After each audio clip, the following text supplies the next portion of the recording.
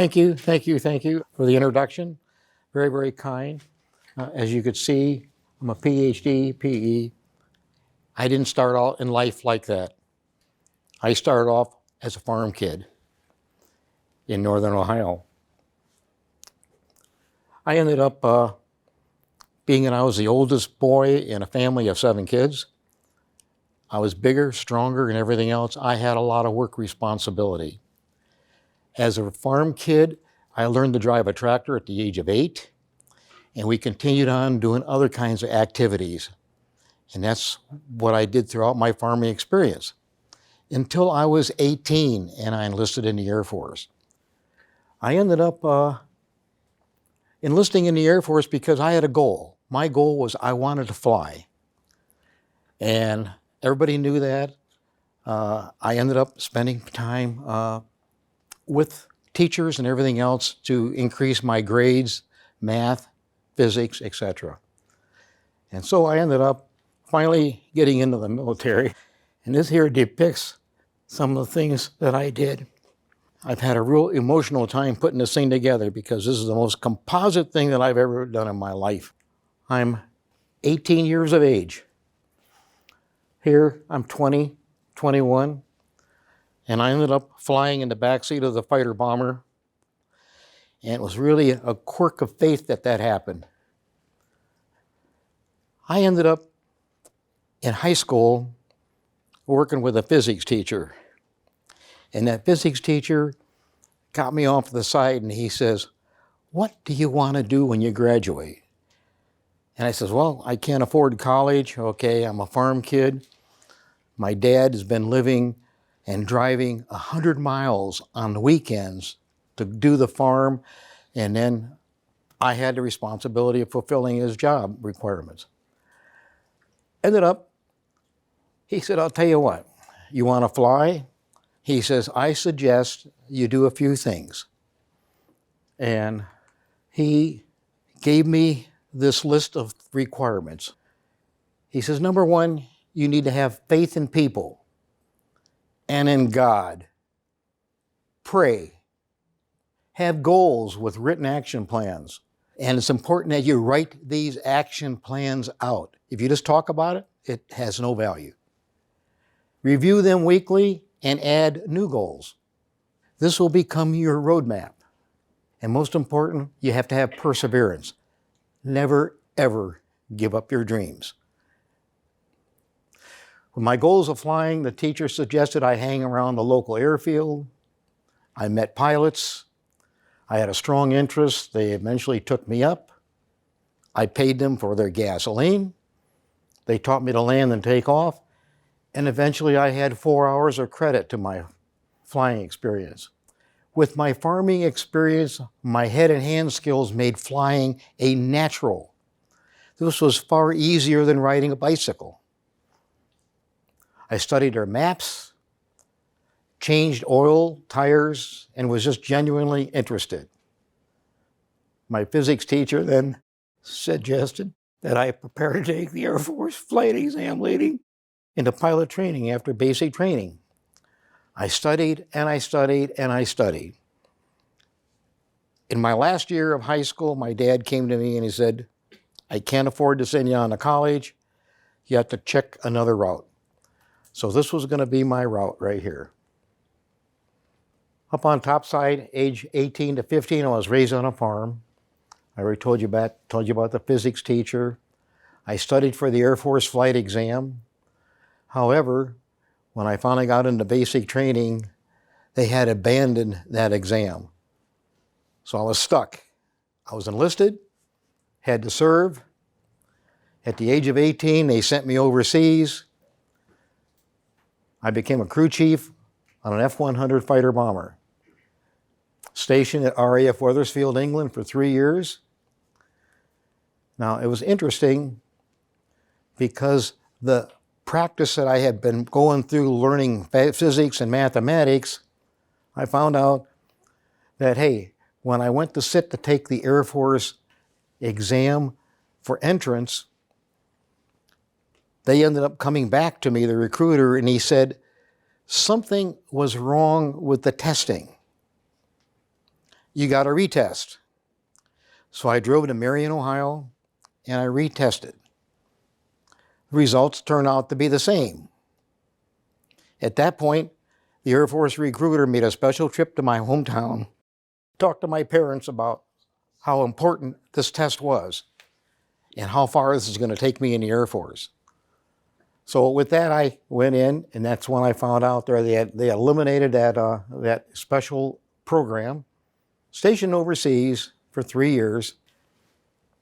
1963, I'm at my base in England. The wing commander needed to see me. And usually, if an officer is looking for an enlisted guy, that guy's in trouble. As it worked out, he ended up presenting me with this certificate that I ended up surpassing everybody in this tech school that I went through. There was over 4,700 people who ended up going to this exam. I had the highest grade point average. They ended up making me an honor graduate. And our wing commander, he ended up presenting us to me, and he says, I have never had to do this ever before. This is great. He says, this is going to last forever. There are going to be things coming your way that you will never have dreamed of. And he was right. They ended up taking my secret security clearance and putting me in for a top secret security clearance. Then 2 months later, a major shows up looking for me, and he says, you got to report to the flight line. You're going to take a flight today. We were flying an F-100, and it was a brand new engine checkout flight. I was going to fly in the back seat. That's all I had to do was sit there. We went up. We got up to over 700 miles an hour, broke the sound barrier, came on back. All I had to do was sit there in the cockpit and tell the pilot, the altimeter is reading this, airspeed is this, and we were just coordinating between cockpits. I ended up finishing that flight, and at that same time, we had a pilot who was flying back into England, and they had an engine flame out. He ends up staying with the airplane and avoiding a school. The plane crashes, and I'm writing a letter home to inform my parents that this had happened. It never made the papers, ever. The thing that was really interesting was I sent this letter home, and within 2 weeks, I'm being summoned down to headquarters, and I had a conversation with a major, and here I am. I've only got one stripe, okay? This major says, we intercepted your letter. You are not allowed to send letters home with information about what you are doing, what is going on in our field. So from that point on, I just wrote, well, the weather is this, okay, and that's it, okay. Years later, when I went to a high school reunion, one of the girls I used to write to, she made a comment. She says, Dave, while you were in the service, you wrote the most boring letters that I ever had in my life. And I says, sorry, that's just the way it was. So anyway, stationed at Wethersfield for 3 years. 1964, Vietnam starts. The wing commander comes down and he says, things are getting hot and heavy. We have an assignment where we have to watch over all the NATO countries over in Europe.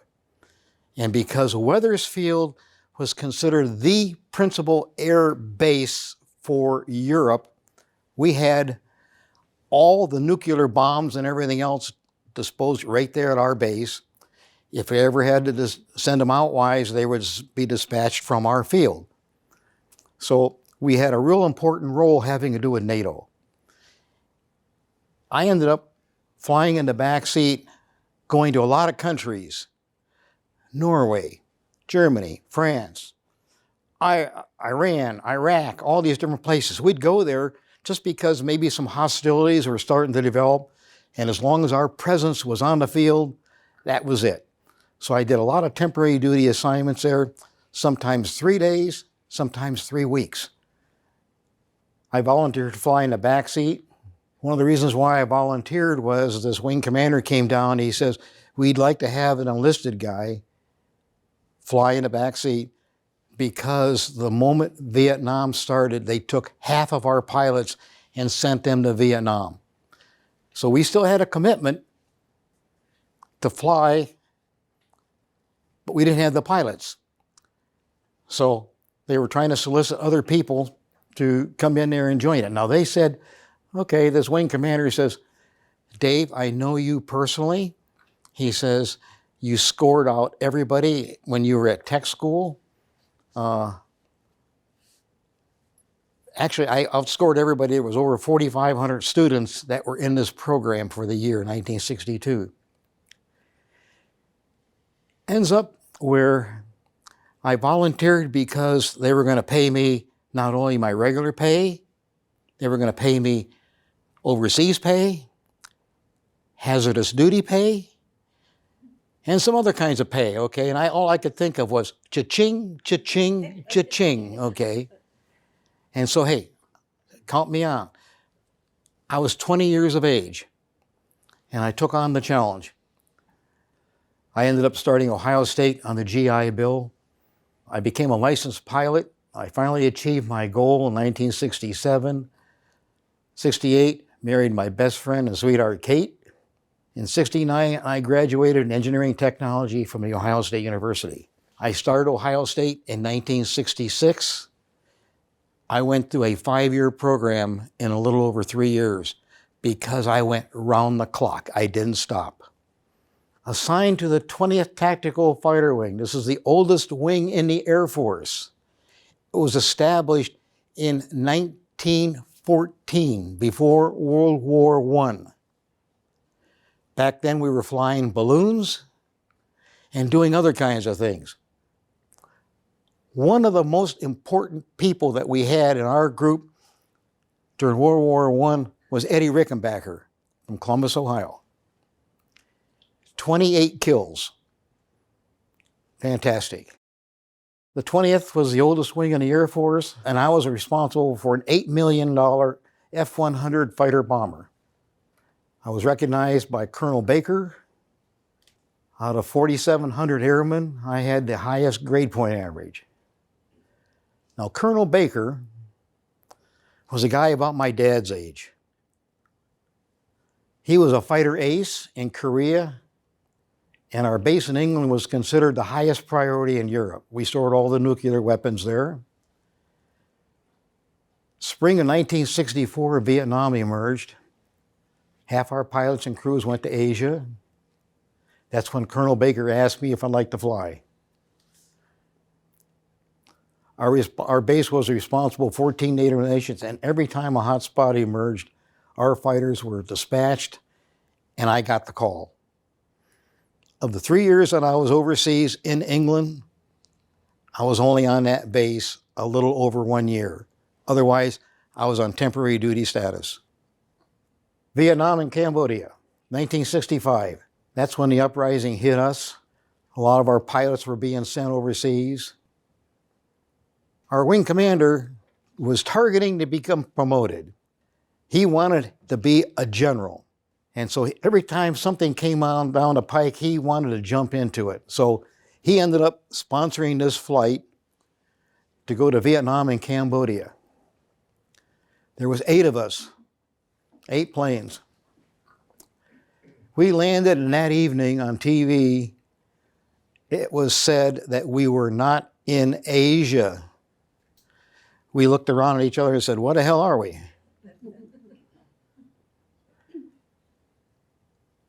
The wing commander said he went around, he confiscated everybody's orders, so there's no proof that we were there. And he says, wheels up at 2:30. We are going to go for pilot briefing at 2 o'clock, and we're getting the hell out of here. We prepared for takeoff. And he kept telling us, get ready because there's going to be incoming ground fire. And it was. We sat at the end of the runway and it felt like it was an eternity preparing for takeoff. I kept reflecting back on what my physics teacher taught. Keep the faith. As we got airborne, bullets were striking the fuselage.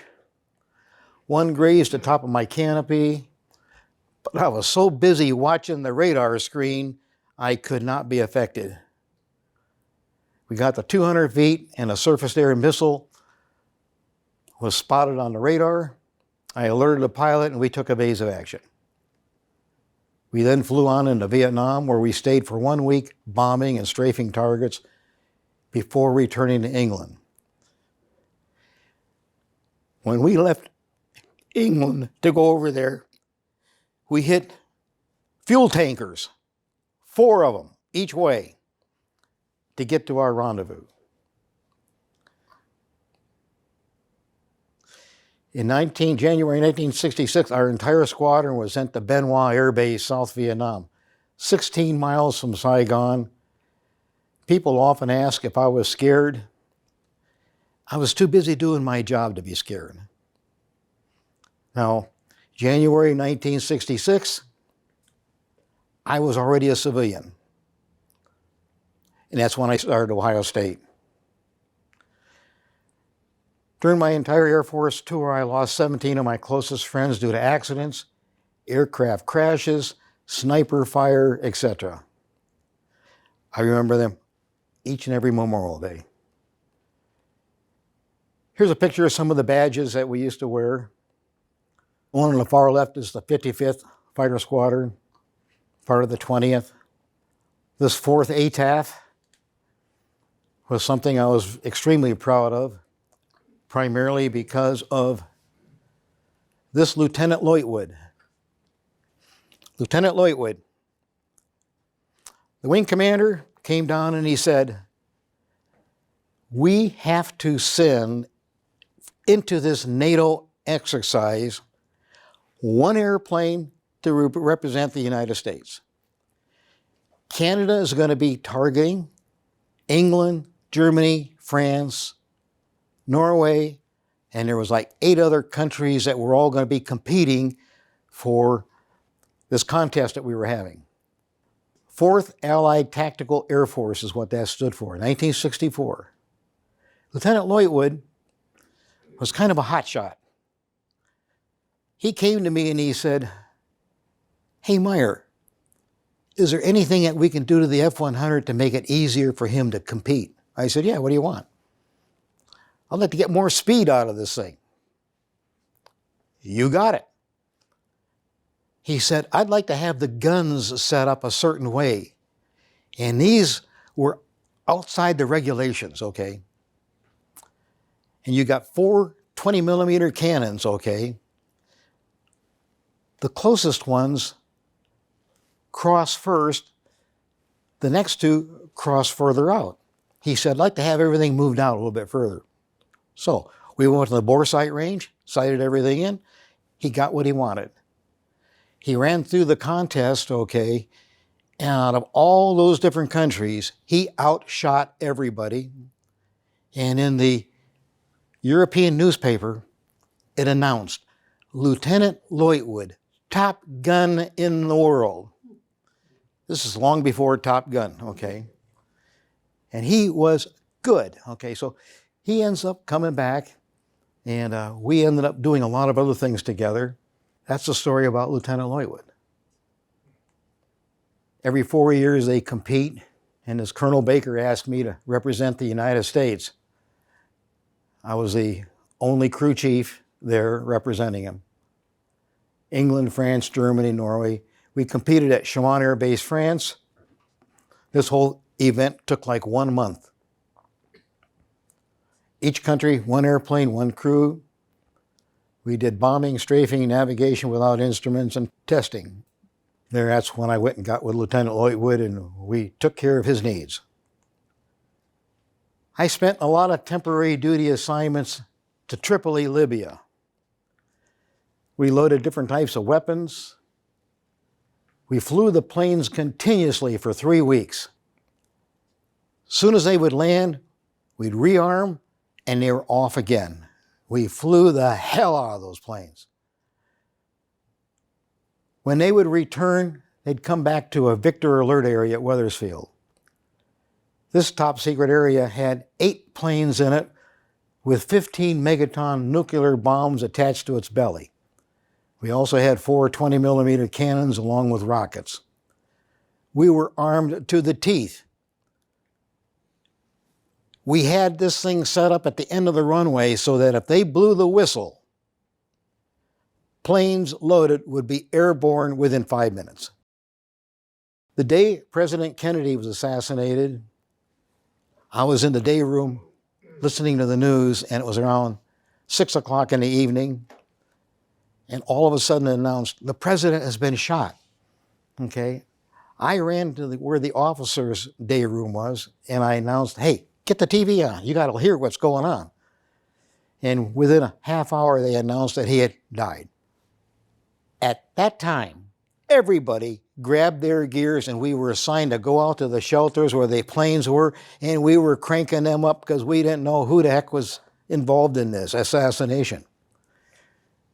We sat out there for 36 hours waiting for a word to either shut down or go. I got to know the pilot there really well.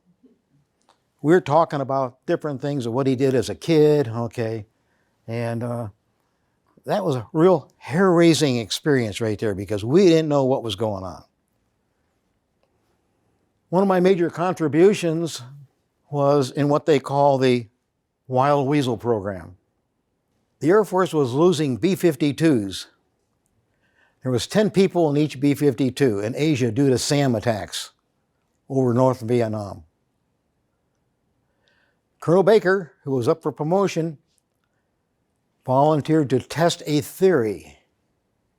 He took our 1955 F-100s, and at the time it was the most capable fighter at the time.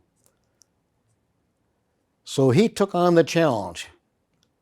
He asked me to fly in the back seat, to watch a radar screen, and to alert the pilot when I saw a radar blip coming in at us. After a couple of flights, the decision was made to set up a 2-seater up first as a decoy. Now here's what we were doing. We were trying to come up with a methodology to avoid SAM missiles and avoid B-52s being shot down. B-52s would come in and just rock the earth with all their napalm bombs and everything else there, but they were being shot down. So we decided we were going to start sending out a flight of 4 airplanes. The first one was going to be a plane that I was flying in. And then what we were going to do was, as soon as we saw this blip on the radar screen do an avoidance, the 3 planes behind would pick up on that and follow where that blip came from, and we'd wipe out where the rocket came from. We did that, and it proved to be very, very effective. That's all I did. I just was involved a couple times in the flight, setting the thing up there. I was removed from the program. All test data was sent to the United States, a base, which was not disclosed. I found out later that many F-100s were being retrofitted with sophisticated radar, new weapon systems, etc. A year later, the F-100 was replaced with faster and heavier airframe F-4Cs and F-105s. That was my contribution. On November 18th, I was being discharged, and this was a basketball court, and there must have been 400 or 500 guys in there being discharged, and they said, now everybody is allowed to leave except for 3 people. I was called. They took us back to a special room, and there were 2 State Department people, some officers, FBI agents. They took us to the private room, and then a brigadier general thanked us for our service, and saving the lives of thousands of people having to do with the successful Wild Weasel program. I never met these people before.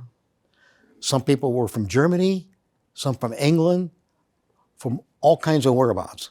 But anyway, we were all part of the same program with this Wild Weasel program.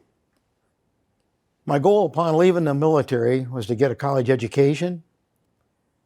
Being a veteran of Vietnam, the atmosphere on campus was cold. Everybody was banning the bomb. They kept calling us baby killers. This is 1966. Even the teachers were calling us out. I had to drop some of my classes to avoid poor grades. In 1967, 2 FBI agents came to my apartment wanting to know why I supported the campus problems. I said, "What?" They said, "Hey, front page of the Columbus Dispatch shows a picture of you in the Ban the Bomb march." I looked at it and I said, "Well, hey, I'm in the background." I said, "I'm on my way to my engineering class." They looked at me and each other and they said, "Yes, we know." That was it. They were just letting me know that I was being watched, okay? Because I had a top secret security clearance because of my military job, and I was not allowed to tell anybody what I did for 25 years. A lot of people don't know that. If I was caught, I was subject to 25 years at Leavenworth, plus a $25,000 fine. Few people know of that. That is why veterans will not tell of their experiences. It's better to say nothing. My career outside of the military, I worked for 33 years in industry. I taught at UD. Later, Sinclair Community College hired me as chair of their program. Still later, I taught at Ohio State. I earned my MBA, PhD, became a registered professional engineer. I'm a trustee for Centerville-Washington Township Historical Society. I've written 3 books. I have 3 patents. Received many awards for teaching. I am most proud of being the Ohio Veteran Hall of Fame member. I was enshrined by Governor DeWine here 2 years ago. One of my patents, points that everybody needs to remember. Everybody is naturally smart. If you're going to survive, you must do something active. You got to listen, talk, write in order to learn. You remember something for a long time if you practice it 24 hours of learning it and then practice it later. You can't just learn something and let it go. You got to repeat it. Mistakes are essential and good. One learns more from mistakes than they do doing things at the right time. Emotions are learning and remembering. Success is driven by 3 personal attributes, and these are the ones that physics teacher taught me. Faith, belief in people. Goals, write them out, review weekly with new support goals added. Last but not least, do not ever give up. This is a 3-legged stool and only stands when all 3 legs are present. You remove one leg and it makes the stool unstable. If anybody has any questions, be happy to field them, okay? But this has been heartwarming to me. This has been like a medical device attached to me, unloading information that I've been holding back all these years. You have no idea. I've enjoyed talking about this, and this has been really a heavy weight that I've been carrying because I was not allowed to tell people about what I did.